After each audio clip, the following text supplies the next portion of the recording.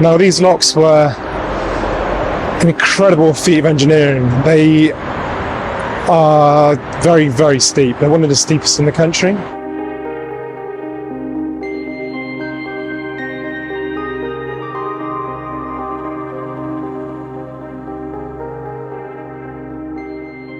Hello and welcome back to Caught Above the Cuts. I'm on the Mon Brec Canal, also known as the Mon and Brec. I am on the Crumlin arm, which is a section which runs from Malpass in Newport up to originally Crumlin in further up in the valleys. I'm here today to see 14 locks, which is a very special flight of locks on the canal. Incredible feat of engineering. Behind us we have quite a pretty bridge. I'm going to completely butcher the Welsh language today. Wedi'u, I think is the pronunciation. I've got a Welsh friend, he's either just stitched me up or I'm not completely awful, one or the other, I'm not too sure. So under the M4 tunnel, I think this is big enough for boats. The canal level would be roughly, water level would be just underneath where I am now. So there's plenty of headroom I think here. I don't know if this was ever built with that purpose or not, but it will certainly get a boat through. Apologies by the way, I've got I'm on the back of another cold, so I feel a lot better, but I've just got a bad cough and throat now, so I'm probably a little bit croaky on this. But as you can see in front of us is the first, kind of got like a bit of a pound here, and then we're into the first lock. You can see the rise starting to come up ahead of me. So these locks, they raise the canal by about 157 foot. So that's 14 locks do that. They're quite tall locks. And they do it in just 1,000 metres, less than half a mile. And there's a very special way that they did this. So the canal itself was authorised by an Act of Parliament in 1792. And Thomas Dadford Jnr was appointed the engineer. And if you've watched my videos on the Leominster Canal, you'll know that he was contracted to spend 30% of his time on the Leominster Canal and the further 70% on this canal. So this got all his attention and he did a much better job, to be fair. There was a lot of issues on the Leominster, and this one doesn't seem to have those issues. But what he did like to do is he liked to get locks in very quickly and then follow the contour. Rather than having long flights of locks spread out over miles, he liked to have a whole bunch in a very short space of time. So this whole canal is a mixture of abandoned and restored.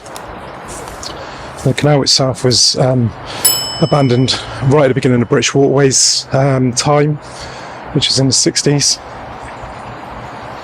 But British Waterways were also very good, and they helped a lot with restorations.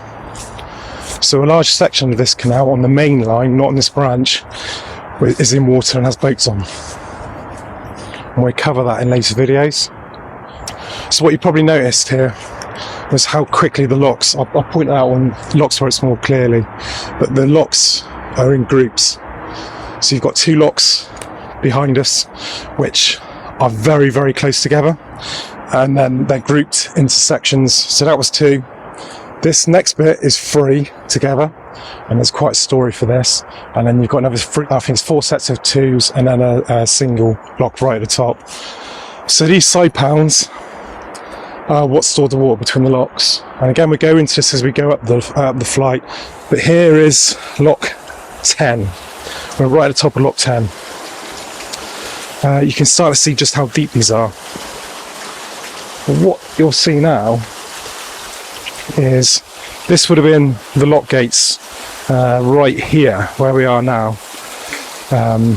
There's a seal, look, and then you'd have had a lock gate here, and then if you can see it on the camera right there, it's not long enough for a boat, you've got the gates for the second lock. But this next lock, they call it the mystery lock.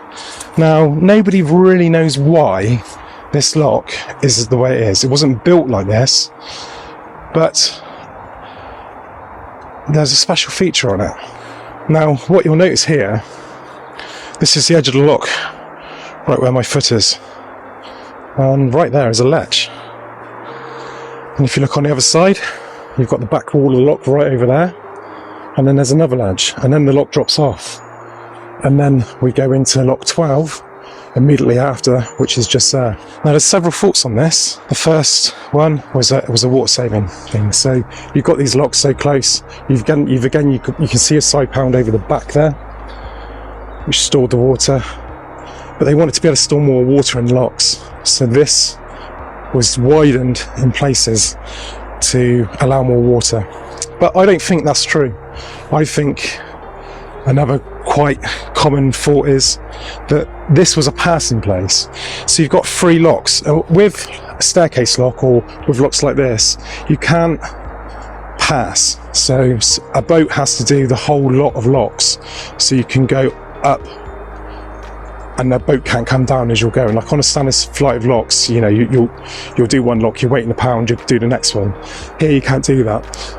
So if you look at the levels on here, it's probably not that obvious on this camera, but that shelf is higher than that shelf.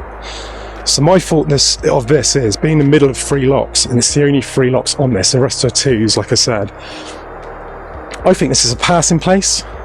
So what would happen, you'd be coming up the flight, the boat wants to come down. So the boat would come down, you'd come in, the boat would come down, water from that lock would fill this lock up as that one's coming down. And then you're coming up empty. So when you go in, you go to the higher shelf because you're higher up in the water. And there's a boat coming down fully laden from the mines, comes in and can come on this side. That allows you to pass. And then what will happen is the light boat will go out and carry on up, and the heavy boat will come out, empty the lock, and go back down the flight and carry on their journey. Then you've got bridge number 5 here, which is Pensarn Bridge. I think that's the right pronunciation. And this immediately then goes into more locks. So there's those 3 just behind us there. Literally where that big tree is there, just to the side. Small pound in the middle. And then if you look on the other side of this bridge, straight into a lock. So these locks are also known as Cefn locks. They go near the village of Cefn, that's why. So you can see another one of the large pounds going to the side here, and it goes around the back of the lock. As you can see, you've got the 2 sets of locks we've just been through there, and we've got another 2 just up ahead here. So the pound runs behind, and we'll go more into this as the video goes on. So here we are at lock 16. As you can see, it's just a bit of ivy in there. It's a lot clearer than the locks before. They've been cleared before, but unfortunately COVID got in the way, like it did for many canal restorations, and things kind of started to overgrow a little bit. They are catching up though. As you can see in this pound ahead, it is a lot clearer.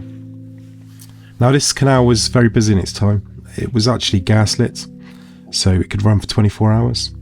The boats themselves were a very odd size. They were 64 foot 9 inches long and 9 foot 2 inches wide. They cost about £28 to have made, and they were made especially for this canal. Like as I said, they were a bit of an odd size.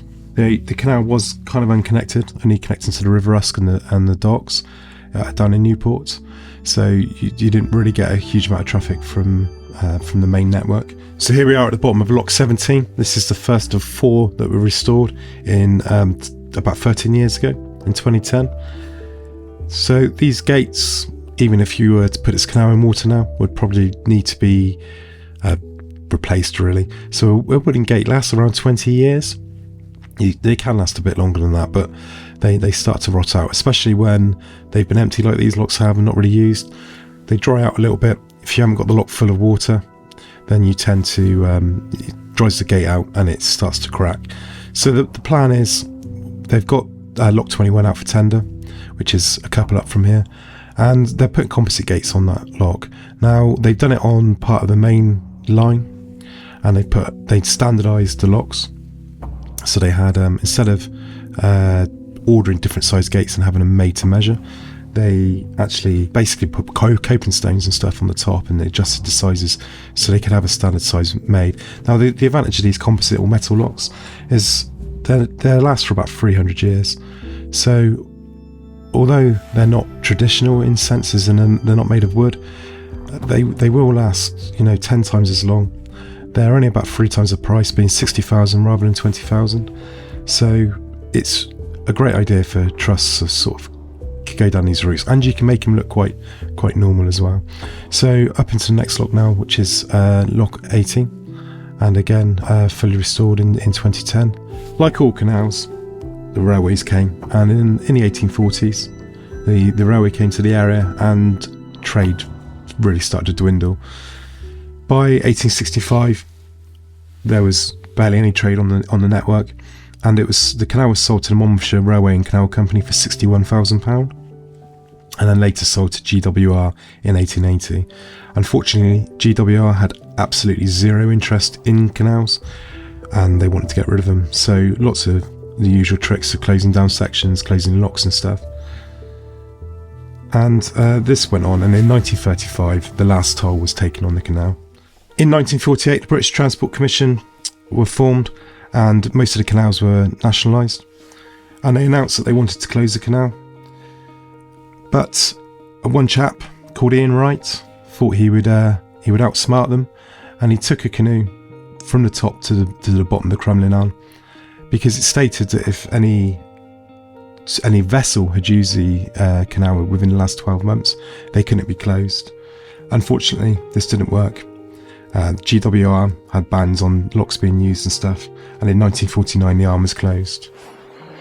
So one thing you can see really well on all these locks is between the locks you've got two sections basically. So you can see you've got your paddles here. So you open those up, they let water down, they fill up the lock below. And on here you also got, between these very short spaces, they've got a little culvert, and the culvert goes into the pounds at the back, and you have them then going over, you've either got spillways or culverts all the way down through and joining the locks up, and we'll jump over there now and I'll show you exactly what I mean. So this spillway, which runs from the top pound there, this was kind of like a pound to top up the rest of the locks. So this is slightly larger than all the other ones. You had this overflow down here, which ran in, you can see a little bridge across there, to the first pound up here. So this is one of the side pounds, and if you look over the back of it, you'll see there is then an overflow just over there, which will run down into the next pound. If you look over here, on the other side of this one now, you can see the little bridge there, and you'll see those in between the two locks on all these little sections.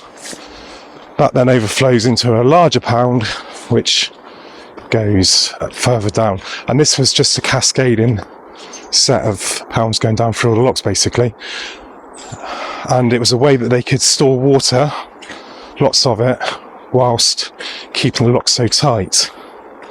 And here again is the spillway, the overflow, which ran down through there, look, from that pound, and would have come out here. I can't see where that comes out, into a very large pound down there. And if we come across to the locks here, this is one of the restored locks. You can see just how close they are from going from this lock here. Just got to be a bit careful here because it's not fenced off. You can see the gates there, look, up into this very small gate, into this small section between the locks here. And then you had here where the water would run through again into the top pound, and these carried on all the way through. So you can see here water running from the top up there into here, filled up by the lock water coming down through to here into there, which would naturally overflow into the next pound, and that next pound is then over here, which opens up into the bottom of this lock here. So all your water that you've used on this tiny little flight goes ready for the next section. So please do pay a visit to the Canal Society. I'll put the links in the description. Please support them if you can. Come down here and have a look. It's fascinating down here. There will be more videos along this canal. I'm going to record another one now, probably next week. And yeah, hope you enjoyed and have a great day.